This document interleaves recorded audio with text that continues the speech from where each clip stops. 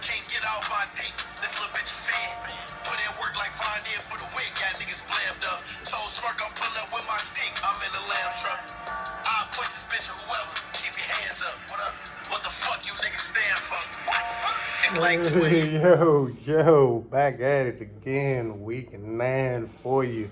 Hood Money Live and back at it. It's the guy. It's your man, Benny Boom, once again. Bitch, we trying to get these W's every week like we do. You know what I'm saying?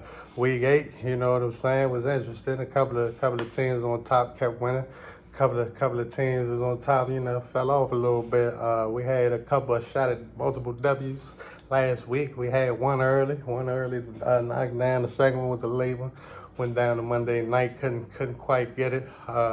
It was close. We was looking for the double-digit W's every week. You know what I'm saying? We looking for them because, you know, it's about to get past the halfway point of the season, and we you know, we're working our way to double-digit wins. You know what I'm saying? It's an interesting week 8 as we float into week 9, which is the draft deadline week.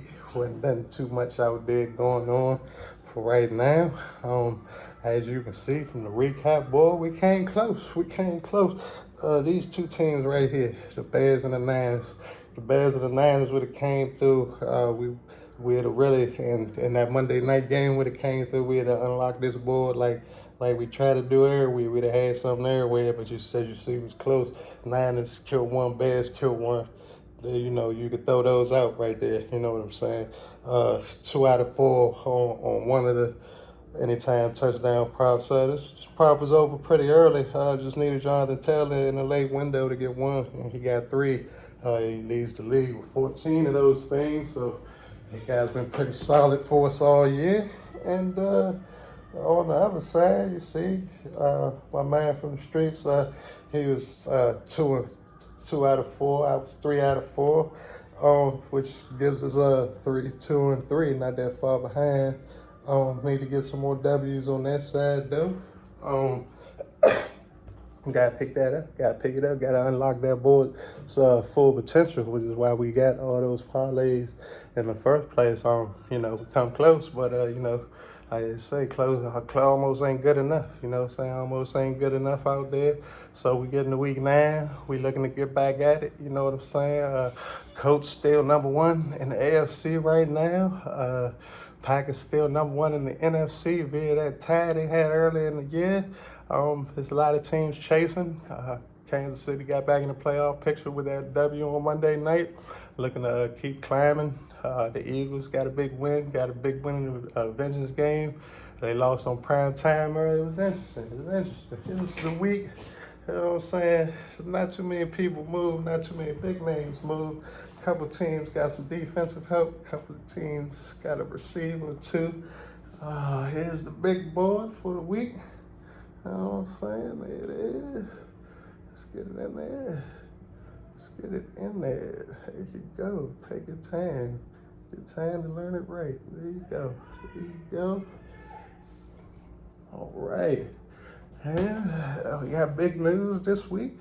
Like I was saying, with that matchup with the Chiefs and the Ravens a few weeks ago, both of those teams still have a chance to make the playoffs. Whoever wins or loses, Kansas City's on his way. Our Thursday night matchup features the Ravens and the Dolphins. Ravens get Lamar Jackson back after a couple of weeks with that injury, that lower body injury he had.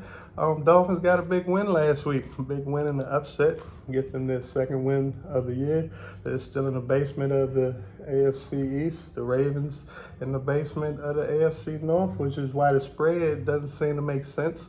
But like they said, the Ravens are actually favored to win their division over the Bengals and the Browns and the Steelers, who currently lead their division. That's going to give them a boost. Definitely for Lamar Jackson. They to win have double-digit victories. They have to win 8 out of the next 10 matchups. They got a shot.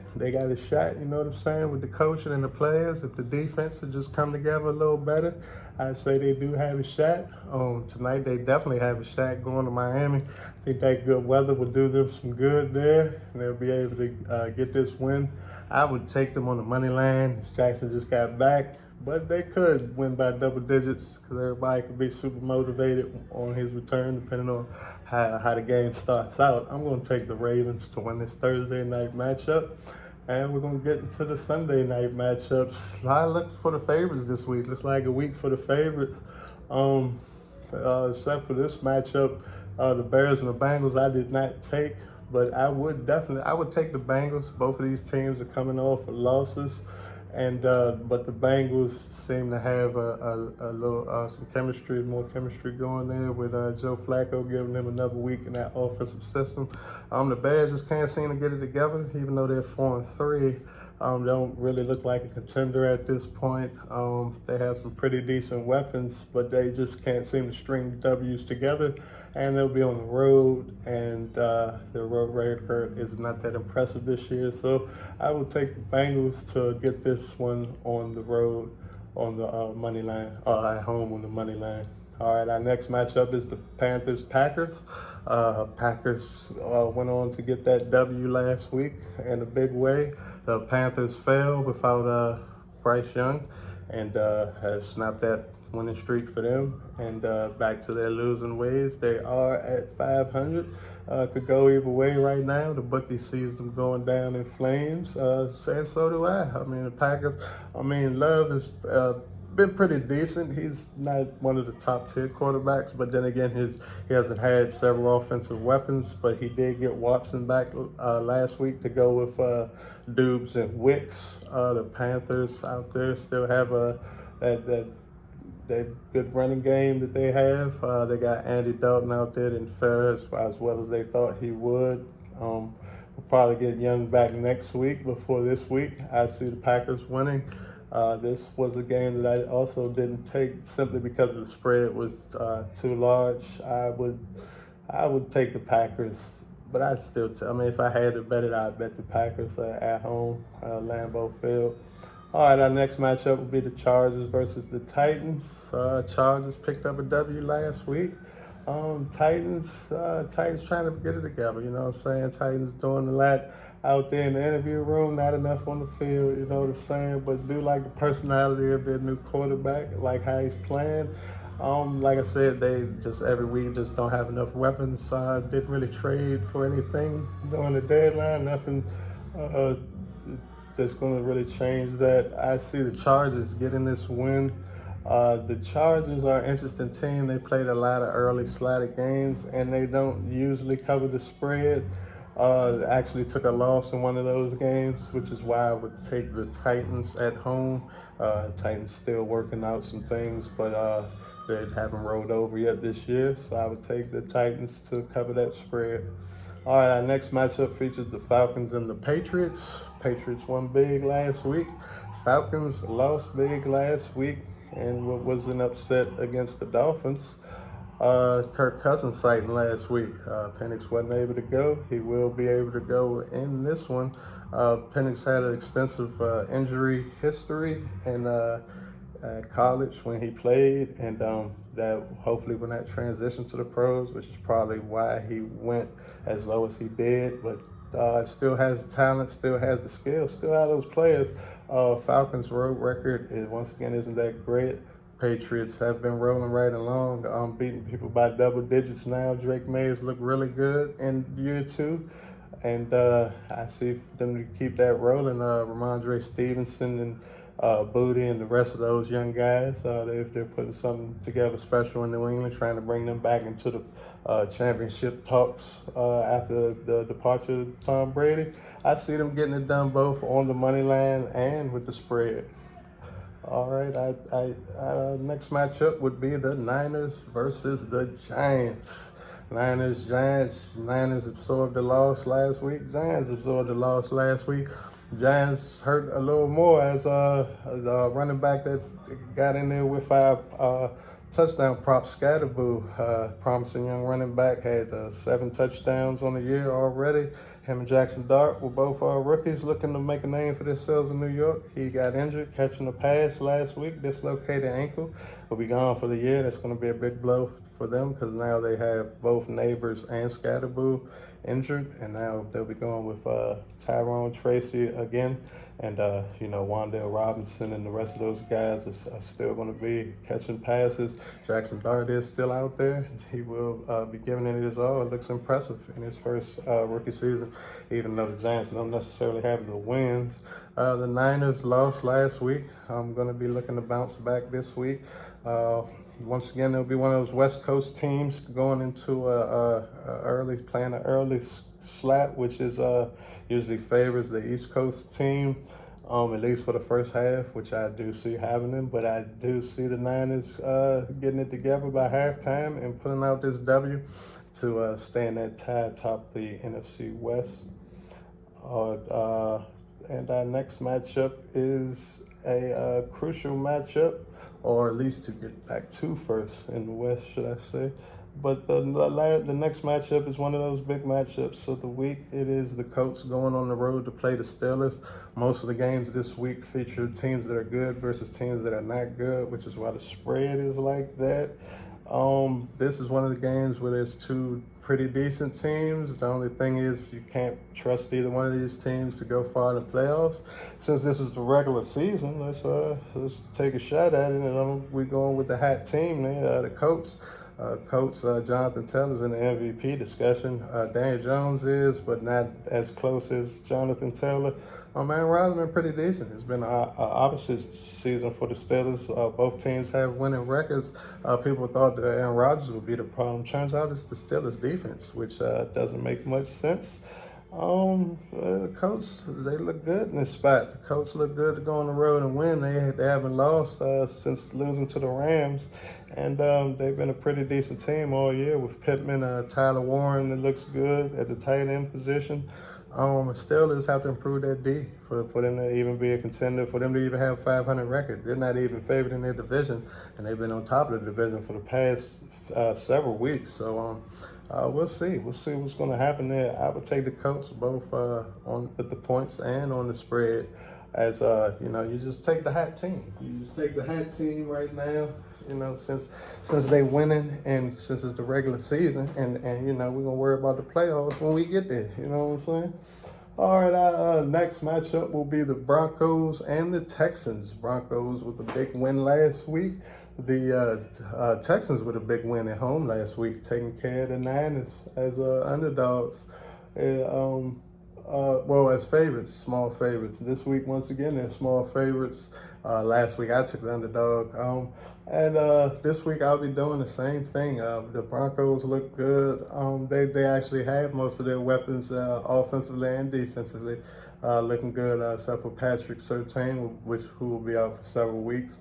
But I figured that they have enough to take care of the Texans with that offense that they sported. It's not that impressive. Did look decent last week. They put up more points than they usually do. I just don't see that trend continuing.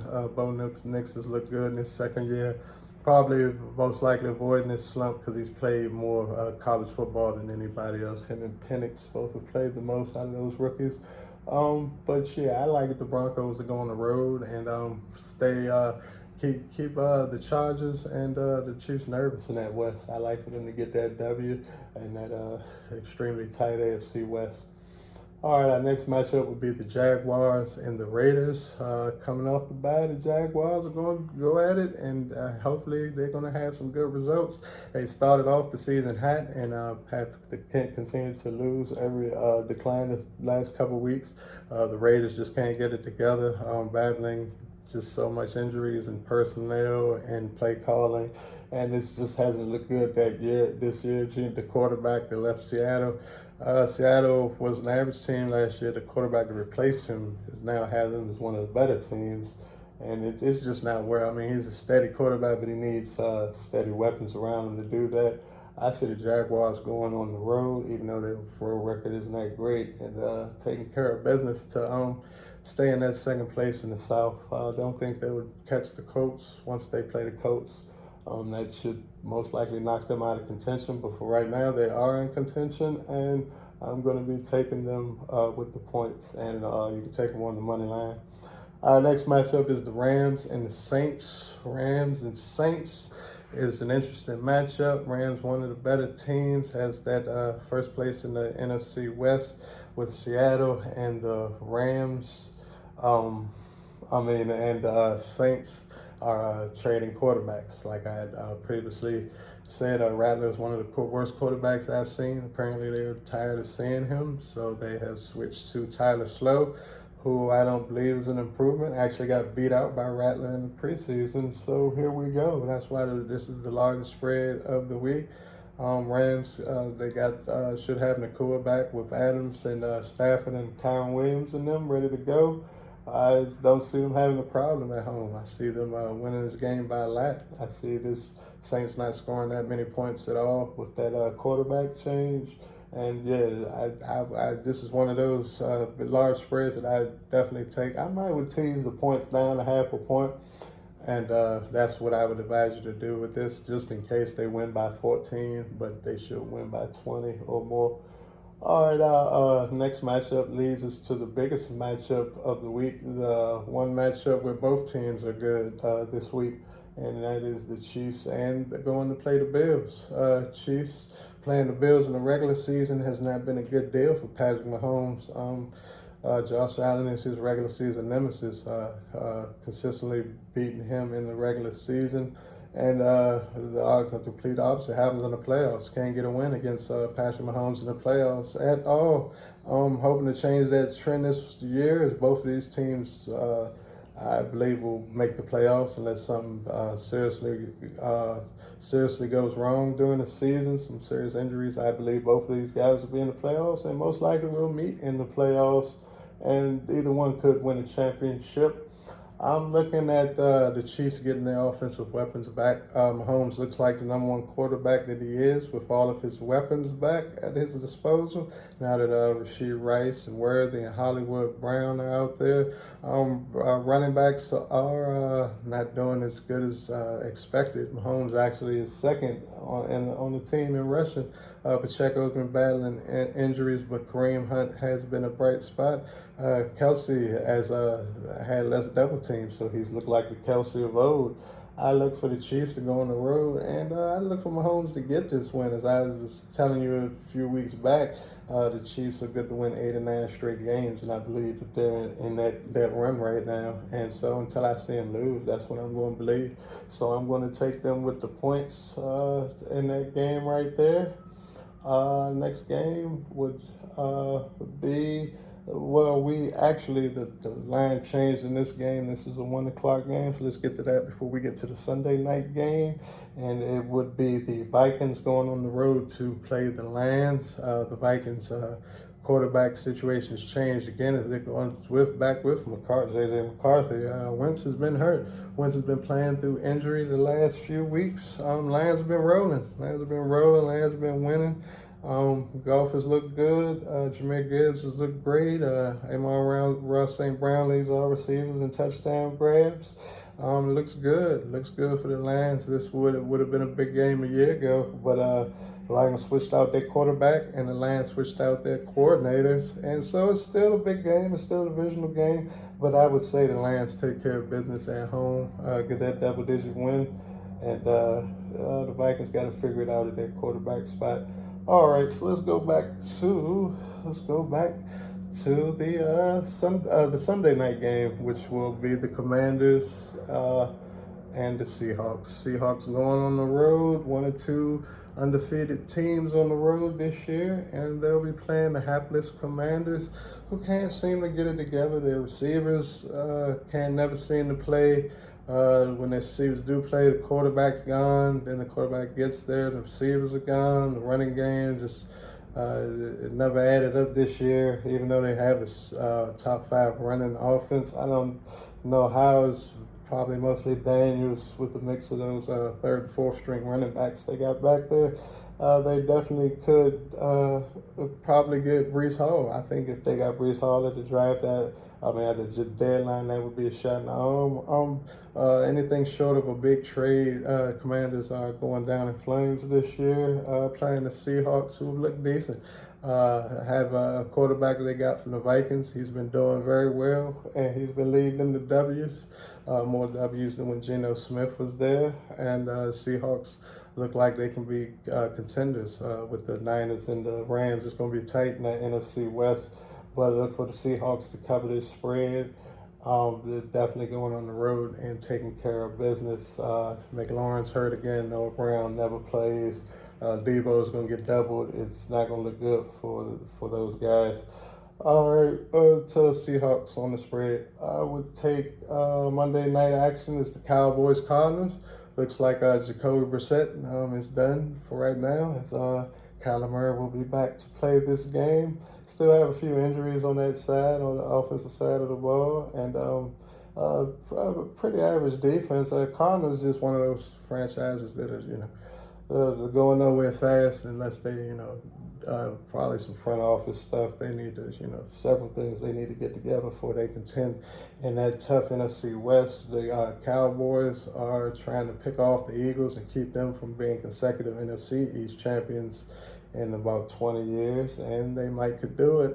They have the weapons, but it is the Cowboys, and they usually lose to teams they're supposed to win, supposed to beat. Just like a couple of seasons back, they were heavily favored against the Cardinals. They were playing in Arizona, but the Cardinals beat the hell out of them. They were like 9.5-point favorites and lost that game. This time around, they're 2.5-point favorites playing at home, and I think that will be the difference. I think that the Cowboys do get this win and stay above 500 for the season. All right, here we go. Is the parlay? Got the parlays ready for you for week 9. Give them a look, sample them out. All right, our first parlay we have there. We got the Ravens on the money line. We got the Colts on the money line. We got the Niners with the spread, and we got the Patriots on the money line. Simple parlay should get you in there. Parlay 2 be the Broncos on the money line, Cowboys with the spread, Seahawks with the spread, and the Chiefs with the spread. All right, our third parlay would feature those heavy favorites, the Lions with the spread, the Rams with the spread, the Jaguars with the spread, and the Titans with the spread. Fourth parlay will be the Colts with the spread, the Seahawks and the spread, the Patriots and the spread, the Cowboys and the spread, and we're going to stay with the Ravens and pick on that money line. All right, our touchdown props for this week. We're going to go with C-Mac, Christian McCaffrey to get one. We got Tucker Kraft. He's been doing pretty well this year to get one. Like I said, I'm going to say Brown leads the league. We're going to stick with him. And we're going to go Zach Charbonnet. Zach Charbonnet has been getting touchdowns himself. So we're going to go with that. And for our second one, we're going to stick with Derrick Henry, some of the good old favorites. Derrick Henry, Jameer Gibbs, Josh Taylor, and Josh Jacobs, and Taylor for Jonathan Taylor for the Colts. All right, our over-unders are here. My first one, we got close 3 out of 4. Let's try to get them all. First one was going to be under San Francisco and the Giants, and the rest will be overs. The Bills, Kansas City, Indianapolis, Pittsburgh, Denver, and Houston. And my man from the streets, you know what I'm saying? Man from the streets is gonna try to get you what he gonna get you. Same thing. We got 3 overs and 1 under. Green Bay, Carolina on the over, Cincinnati, Chicago on the under, Rams, New Orleans on the over, and the Chargers and the Titans with the over. All right, there you go. There you go. Week 9 action. Trying to get them W's, trying to get the double digits. You know what I'm saying? Because we got about the same wins we had this time last year, but we gotta ramp it up. We gotta ramp it up a little more than we did last year. To get those W's. Which like I said, stuff thins out. Stuff thins out. You start to see who's the contenders, who's the pretenders, and I'm gonna let you know about all the in betweens. You know what I'm saying? You know what I'm saying? It's been Benny Boone. It's been a pleasure. Like, comment, subscribe out there. And until the next time, you know what I'm saying? Y'all have a good Hallows Eve, you know what I'm saying? Good weekend. And we come back Monday, and yeah, we gonna get that money.